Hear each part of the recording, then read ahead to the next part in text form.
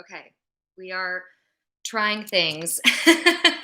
We'll see how talented my tech skills are these days. So, hi everyone. Hope you're all doing well. Sorry, Max is going to come say hi as usual. I am absolutely thrilled today to talk about wasted materials because this is something that is personally a huge area of interest for me. I was actually talking to my mom a couple of days ago. We were talking about wasted materials, and she said, "Caitlin, you've always been so crazy about this." And it's true. I was the kid who would sort through the trash can to separate our stuff. Sorry again about Max. He's really excited about wasted materials as well. I remember I was a waitress back in the day, and I would collect all of the crayons from the tables after the kids would use them. And because we weren't allowed to reuse the crayons at my restaurant, we always had to hand out brand new crayons to everyone. I would put them in bags and then take them over to the local elementary schools and donate them. We used to collect like just huge bags full of crayons. And I've always hated waste. It drives me nuts. It makes me feel so, almost anxious, I guess, because there's just no point to it. It's really something that we don't have to deal with. So today I wanted to talk to you a little bit about waste, especially, of course, in our profession. As you may know, we're absolutely thrilled and so proud to announce that our Waste and Materials ebook is now live online. So you can find that. Sorry, I'm having trouble with my light here. So you can find that on keyculture.org, and it's free, available for everyone to download and use. And we're really hoping that you find it useful. So I wanted to tell you a little bit about the idea behind the key books, and then we're going to talk a little bit about the waste materials key book in particular. So first of all, we'll back up, and I wanted to tell you guys, I spent last week mostly talking about myself, and I apologize for that, but I wanted to give you a little bit of an idea about why I started Key Culture. But Key Culture is not about me. It's about you. And it's about all of us. And one of the things that I'm really hoping to accomplish with these weekly lives is to give you guys a kind of behind the scenes view of what's going on at Key Culture and what we're doing. And so that you can feel like you're a part of it, because you are. We are here for you. We are here to help each other. We are here as a community.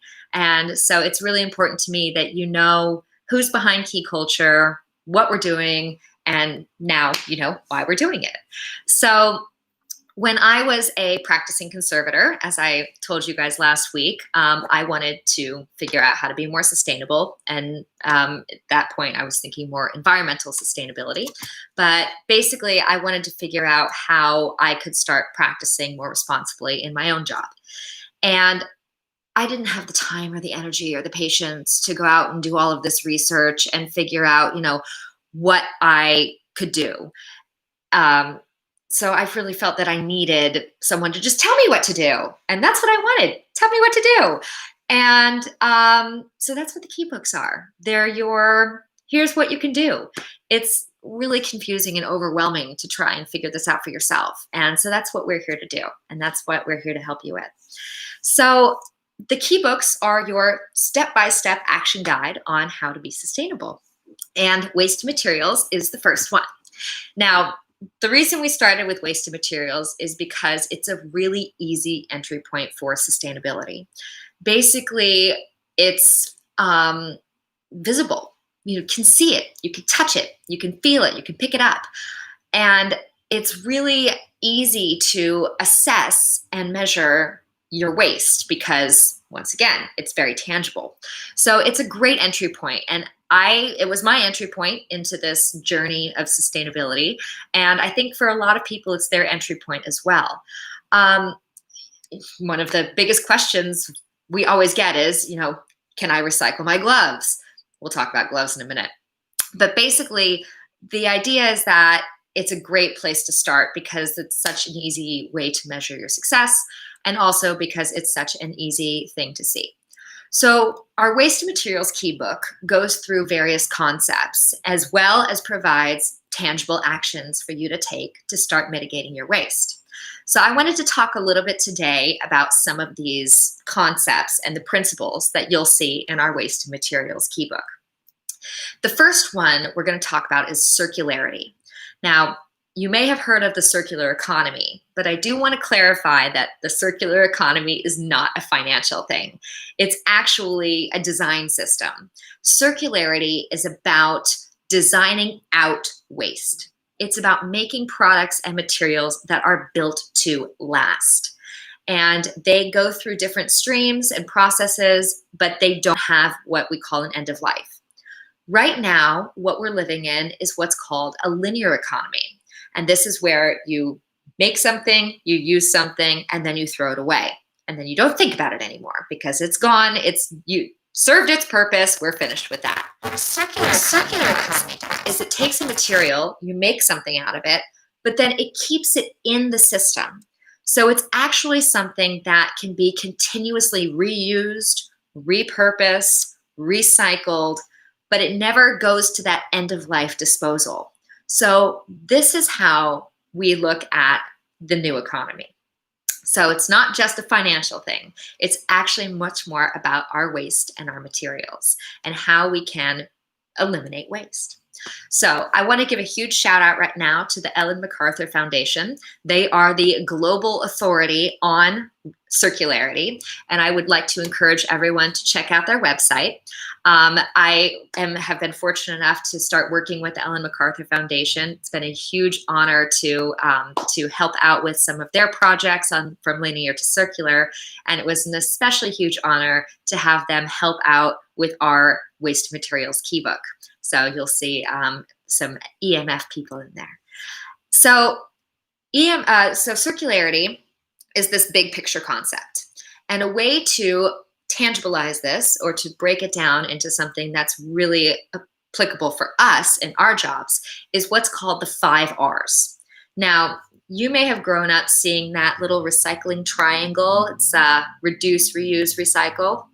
Well, that's great, but since then, we have grown to 5 R's, 7 R's, 9 R's. I've seen 11 R's. There may be 23 R's. We have a lot of R's going on. Everything from rethink to redesign to refuse to all of these different R's.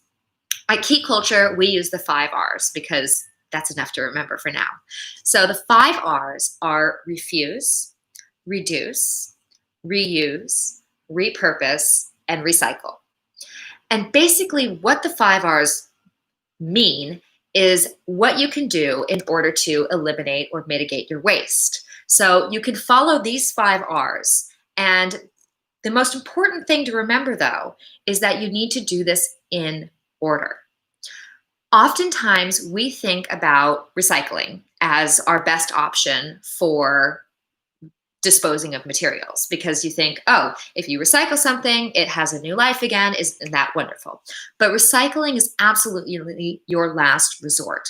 So we're going to start with the 5 R's in their hierarchical order and explain a little bit about them.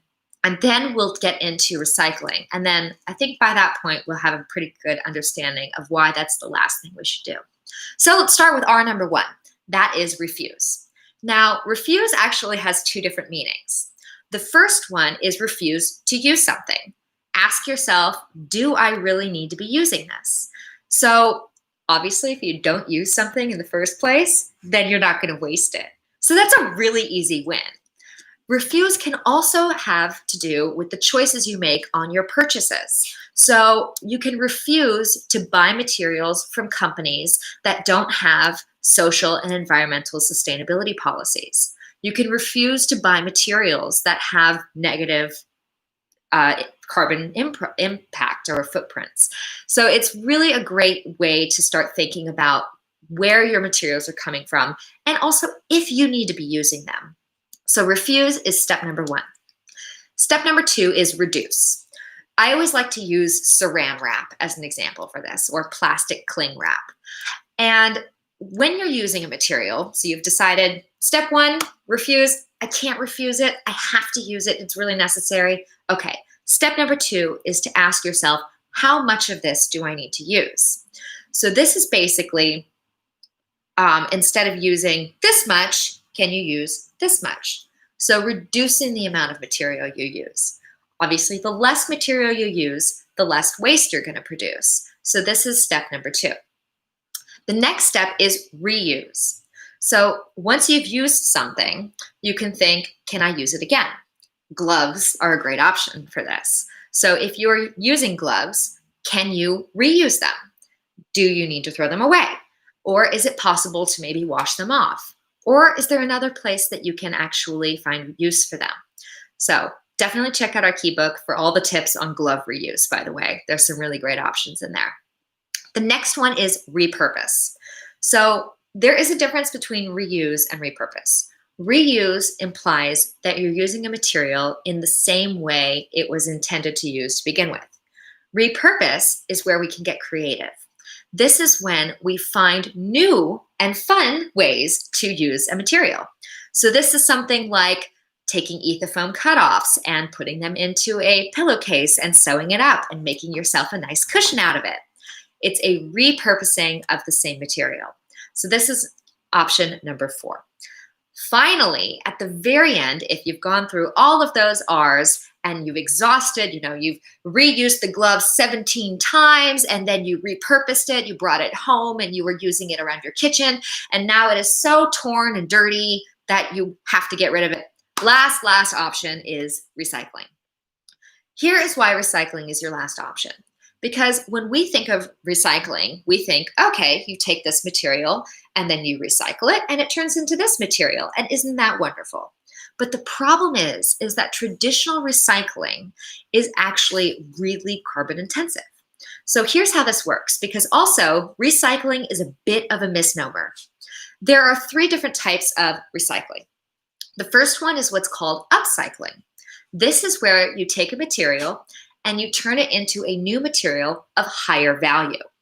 This is often something that we can think of in terms of art projects and craft stuff. So like taking museum banners and sewing them into tote bags and then selling them in your gift shop. Something like that is really cool, and it's called upcycling. I have a fanny pack that's made from old tents from a festival in Germany. I love that. So those are types of ideas of recycling. Once again, usually they're related to an arts and crafts type of initiative. So also very cool things that you could do in your own institution. The next phase, of course, is the recycling. Now, recycling is when you take a material and process it and turn it into another material of equal value. A great example of this is aluminium or aluminum. So metals are really easy to recycle because you can just take that metal and then melt it down and then turn it into something else, and the metal has the same properties. Therefore, it holds the same material value. So metals are great to recycle because they go through that process and you end up with a material the same value as the material you started with. Here's where we get into a problem, because most of the time what we're thinking we're recycling is plastic. But plastic actually, in most cases, cannot be recycled. It is what we call downcycled. Downcycling is where you take a material, process it, and then the resulting material is one of lesser value than the original material. Now, if you're a conservator, you may have an idea already about why that is.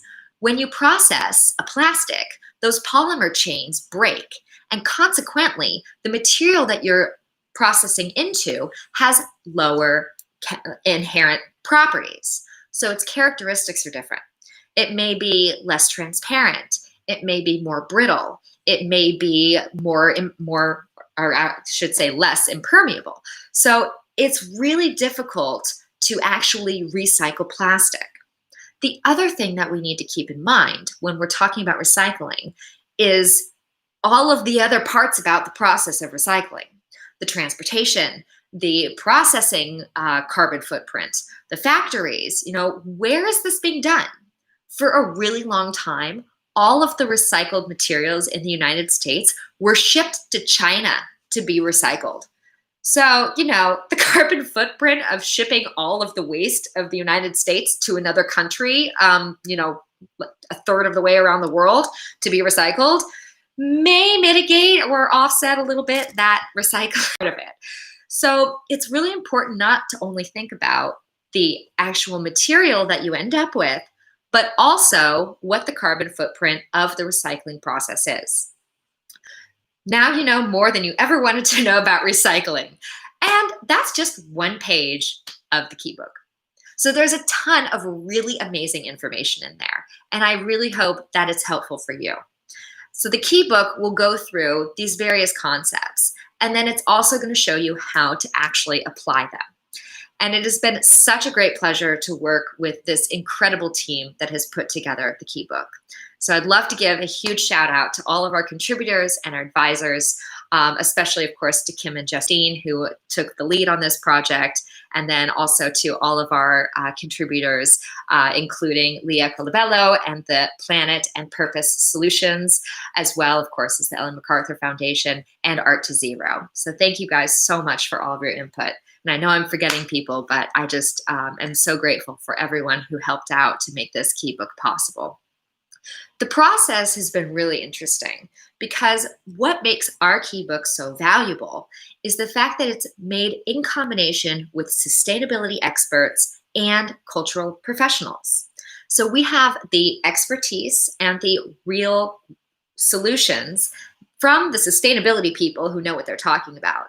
But we've translated that into something that's applicable for us as cultural professionals. So this is why we think that our key books are really going to be helpful for you. I mean, I don't know about you guys, but I can't sit through a 180-page document about HVAC systems. So it's really nice to be able to pick out the parts that are really applicable to us and figure out how this can be something that I can use in my own practice. So I hope that that's what the key book will do for you. So this is a little bit about what you're going to find in our key book. And I'd love to hear also from you guys. If you have any ideas, thoughts, or information, please let us know. We'd love to hear your thoughts about the key book. And I would also just like to say that this is volume 1. I know that Kim and Justine are already chomping at the bit to get to volume 2, which is going to focus more on your front of house issues. So volume 1, we're talking about collections care, packing, shipping, these types of things that we will find in our daily practice in museums and conservation labs, Tyvek, Melanex, bubble wrap, these types of materials.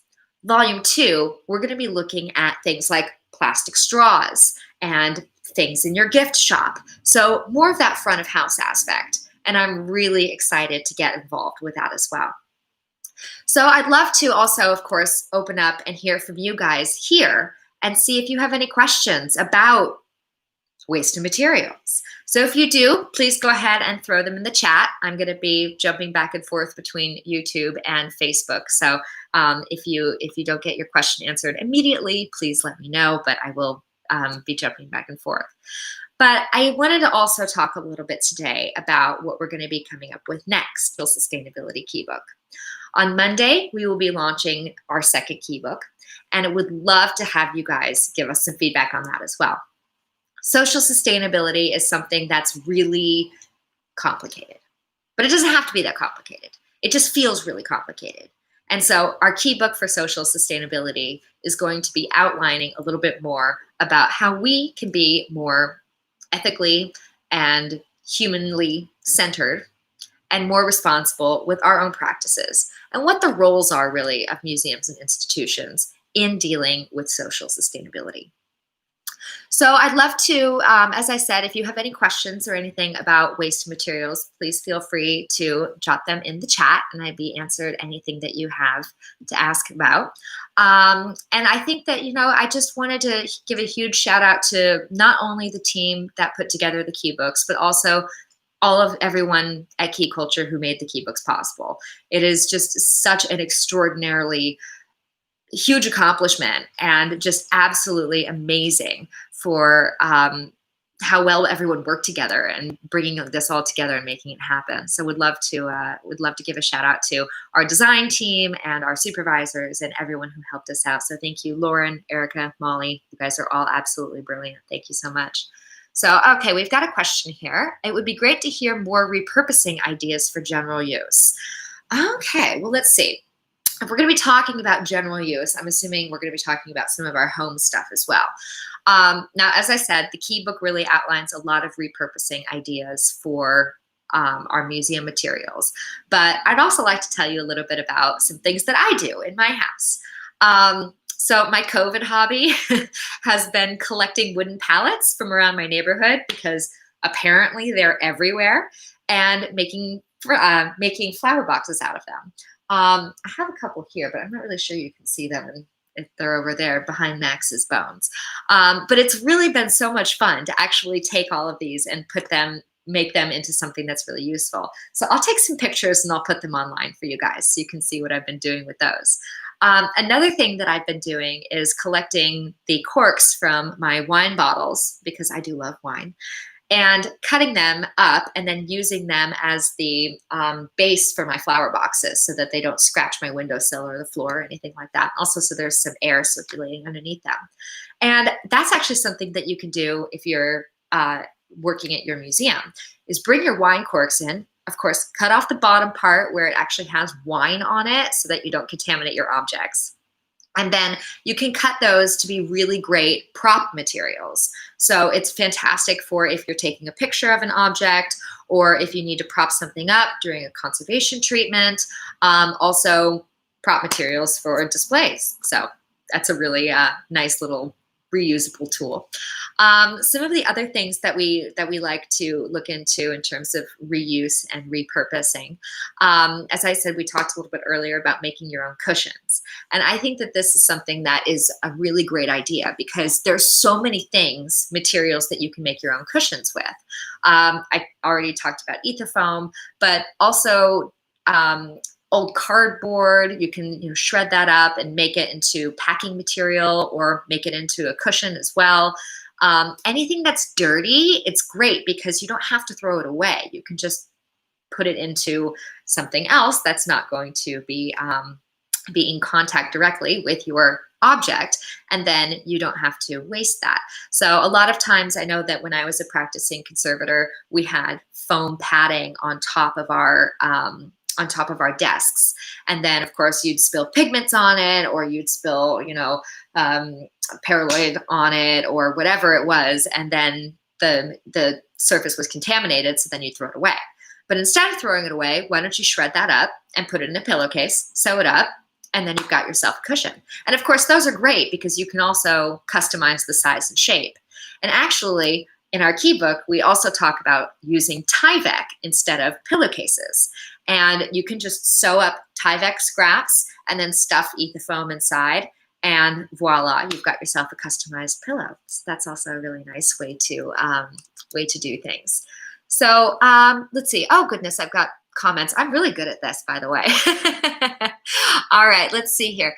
All right, we have a question about, waste disposal facilities. This is a really good question. And this is something that I didn't mention, but I should probably talk a little bit about. One of the things that makes waste materials so complicated is that when we're talking about waste streams, it changes and it's super different, not just between different countries, but also between different cities.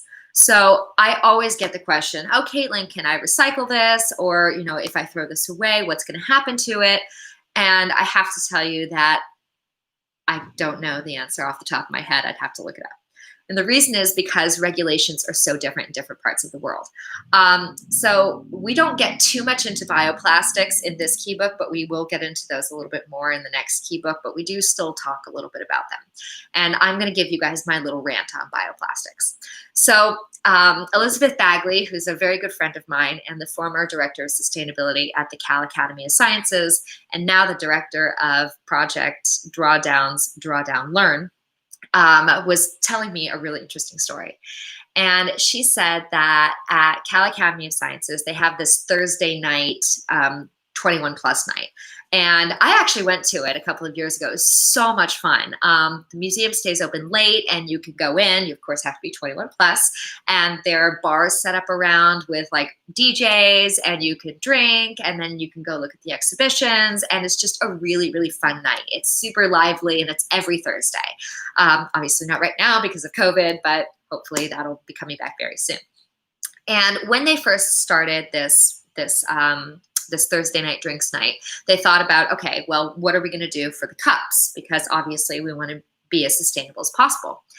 And so they thought about doing reusable cups, but you can't bring the cups into the exhibitions, and it was just not feasible with that many people to have the reusable cups lying around everywhere.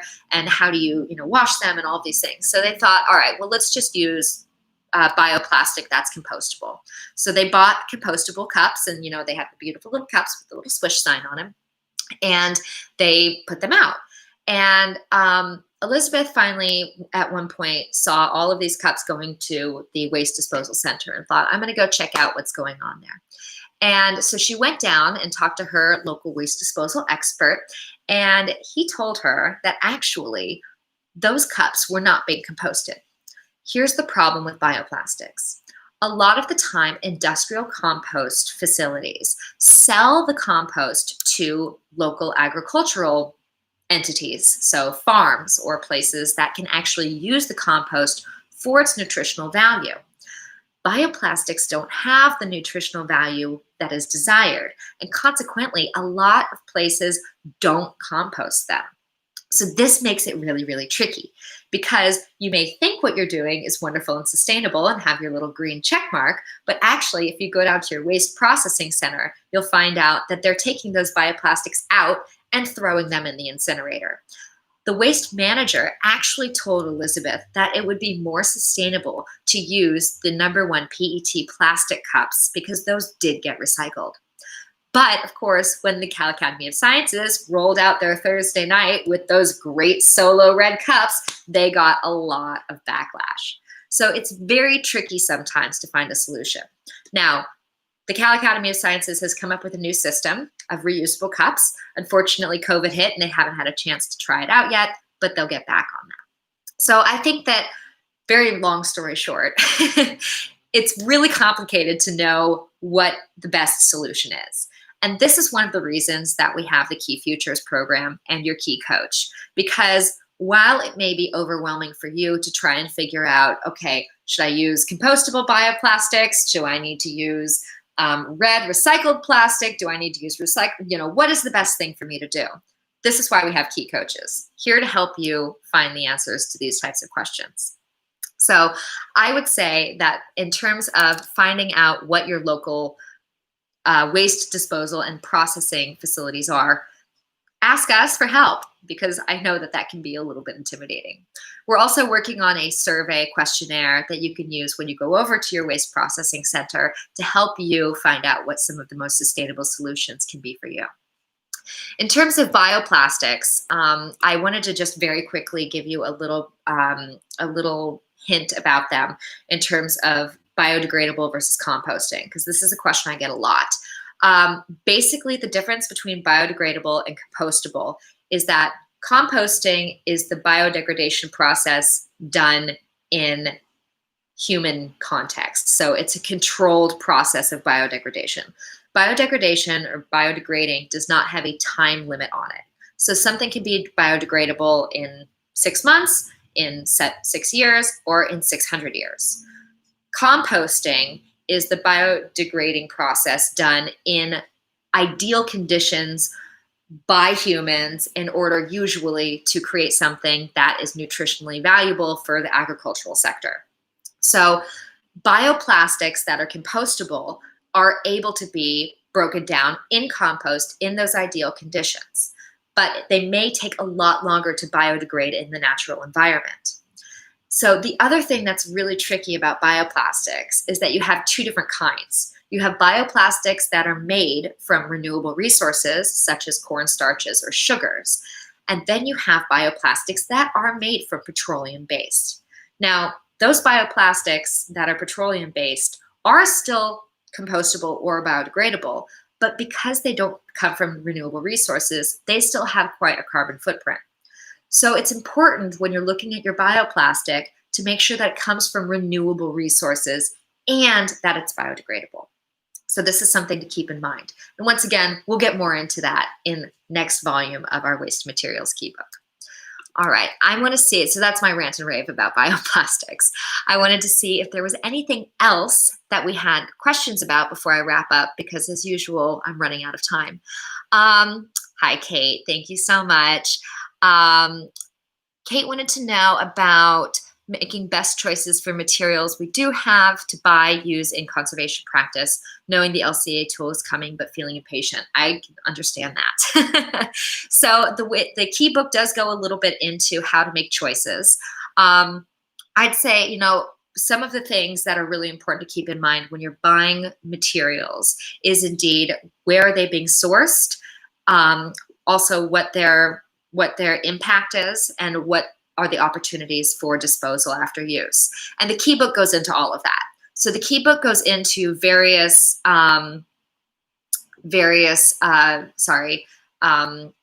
processes of these materials. So it talks a little bit about where the material comes from, and then it talks a little bit about what the possibilities are for after use. And so those are things to keep in mind when you're thinking about what materials to buy.